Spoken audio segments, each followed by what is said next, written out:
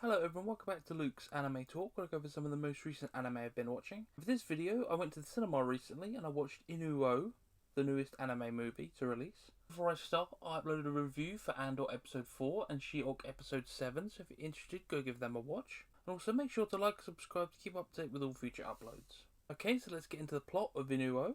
So we start in present day and cut back about 700 years to Shogunate Japan. A pregnant woman is shown giving birth to a highly deformed child. A young boy, Tomona, works with his dad diving into the local river to find treasure and goods from old warships. A good visualization of two different coloured flag boats going back and forth in the river as they battle for the war, because I don't know if it was going on still at the same time as the diving, but they definitely showed it like going back and forth. He and his father take a job from two samurai to find a clay box with the treasure inside. They find it, and inside is a glowing sword, which cuts his father in half and cuts Tomona's eyes, blinding him. So this was a really crazy moment where he just unsheaths the golden sword, and there's a flash of light and like a shockwave, and there's just like this red cut in the dad, and he just falls in half, and Tomona's just eyes are just completely sheared in half, and he can't see anything. It was a crazy moment. I was like, what's going on? Because I thought the samurai had done it, but the sword was like almost like sentient and cut them itself. The deformed child is reviled by everyone, and they treat him like a dog, until one day, when he mimics his father's dancing, he grows a full pair of legs. So he spends the start of the movie like crawling along. He's got an elongated arm, his face and mouth are all deformed, and he's got a mask, and his like legs are like aren't properly grown, but then they grow up, and he's got like full adult legs, and he goes around celebrating because he's never had the chance to run. So it's like something to do with the dancing makes his body change. Tomona, over his journeys, meets blind biwa players and also starts learning to play it so he can earn some money. While celebrating his new legs, Inuo briefly meets Tomona. They basically meet each other, and Inuo is basically, I'm going to scare you with my scary face, but obviously Tomona can't see anything, so Inuo's like, oh, okay, and just kind of runs off and like, bye. He's completely shocked that someone didn't react over exaggeratedly, when they saw his face. He was like, oh, okay. Years later, they meet again and discover they can hear spirits' voices, and decide to pair up to tell the stories of these spirits through Inuo's exciting Noah performances and Tomona's rock-esque biwa playing.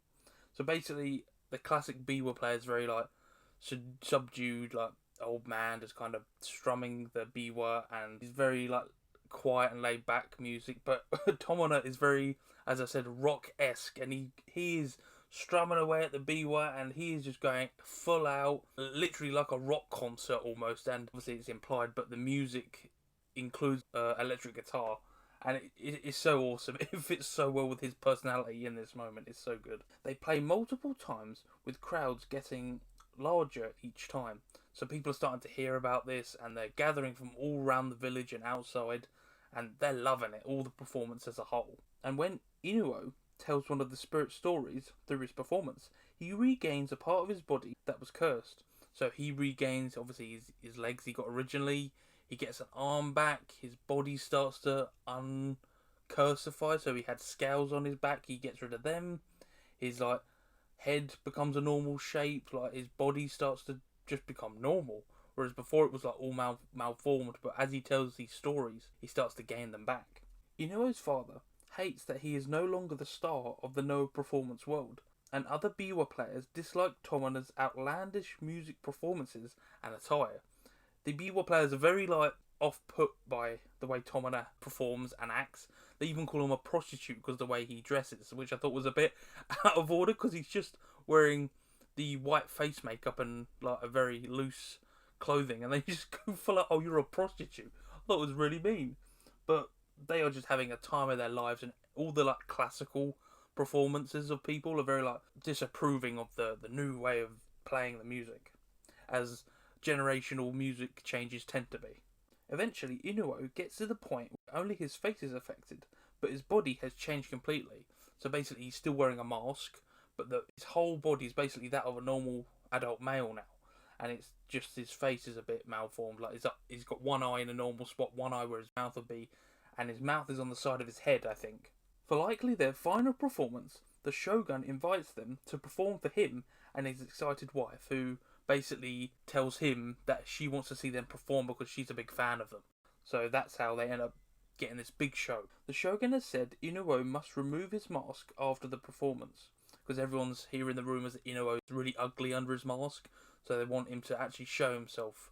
That will make him look really bad because they're mean for some reason. It's revealed while in the womb, Inuo's father made a deal with a cursed mask for talent and sacrificed his son, making him so deformed. So the father wasn't doing very well earlier in life and actually sacrificed his son to gain the talent to become the top star in the performance world, and basically sold his son his body and cursed him. When the father tries to change the deal and kill Inuo, the mask blows the father to pieces. So basically the mask did his job, and now the father wants to change the deal, and the cursed mask is like, no you're not, and basically kills him, and he explodes everywhere, like his fingers and blood, and it is a unexpectedly gory scene. In the end, Inuo reveals his face, and he's completely free from the curse, and he's basically just got makeup on his face, and he just looks so happy to be doing what he's doing and doing the performances. Later, the Shogun bans all Inuo and Tomona music, stories and performances to quell any rebellion and keep the people sedated. Tomona refuses and eventually is captured, beaten and killed for not obeying the Shogun's orders. Inuo is basically forced to become the Shogun's personal performer after all of this happens. After centuries, Inuo and Tomona meet again as child spirits, as they did originally, and dance and play to their heart's content. So I really love the end of this film. It was really sad at the end to see them obviously die, and it's really sad to see Inuo basically forced to become a performer for the Shogun. So after all of that, they come back as spirits. So after all that time, meet up and have the fun that they always wanted to have. Okay, so some of the best things about this film were the music and the singing are some of the highlights. I can only say so much, but if you want to get a real feel for how much the music and the singing play into this film, you need to see it, because I can only describe it in so many words, but once you've seen it, you'll understand how awesome it is and how big of a role it does play in the story. The animation is some of the best you'll see. It's like top tier. All of the money they have for the budget was thrown at the screen. All of the performances they put on, all of the shows they do, it's amazing animation. It just shows all the love that was put into this. Connected to that was the visualization of the blindness. I thought was really cool for Tomona. He's blind, and he wasn't blind from birth, so he understands what things look like. So he hears it and puts like a fuzzy visual for him, so he kind of sees it, but more of like a drawing outline, which I thought was a really cool way to visualize it. Inuo's dancing and singing were outrageous during each stage. Each time his body would change, he would do outrageous new dances. At one point, he looked like Michael Jackson. I thought that was crazy. It is so cool to see him having fun and doing his performances. Tomona's use of rock-esque music was great.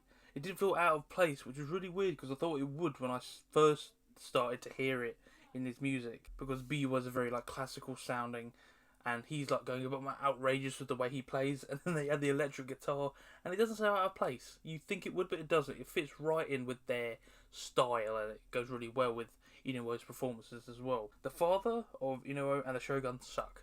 They are the worst characters, and I hate them. Inuo's father basically for sacrificing him, and the Shogun for basically going, I don't like it, I don't want anyone to rebel, and he's just one of those awful royal characters that you hate to see in media, and they ruin the lives of everyone, especially our main two. I love the journey as friends and the reunion as spirits. They had a great time performing, and Inuo becoming more and more of his meant-to-be self, and then after all that horrible stuff went on, they reunite as spirits after hundreds of years, and they meet up as children, as they did before when they were younger, so they can have all the fun and perform as long as they want to. The light shows are also great, especially the dragons during the last performance. I love the way the spirits almost came together and became the dragon, and became a really cool visual, and the whale story where they used the lights to create the visualization of dolphins becoming a huge whale. I love the whole visual fireworks show, if you want to think of it like that. The only small issue I did have was not actually with the film, but the cinema performance, was that the timing for the subtitles was slightly off, and the sentences would pop up for a second, vanish, and then pop up again for a couple of seconds more. And this happened like maybe every 10 minutes or so. It was kind of off-putting, but I read it quick enough where it didn't ruin the overall show, but that was kind of the only buggy thing about it. But the actual film itself was spectacular. But yeah, if you love music.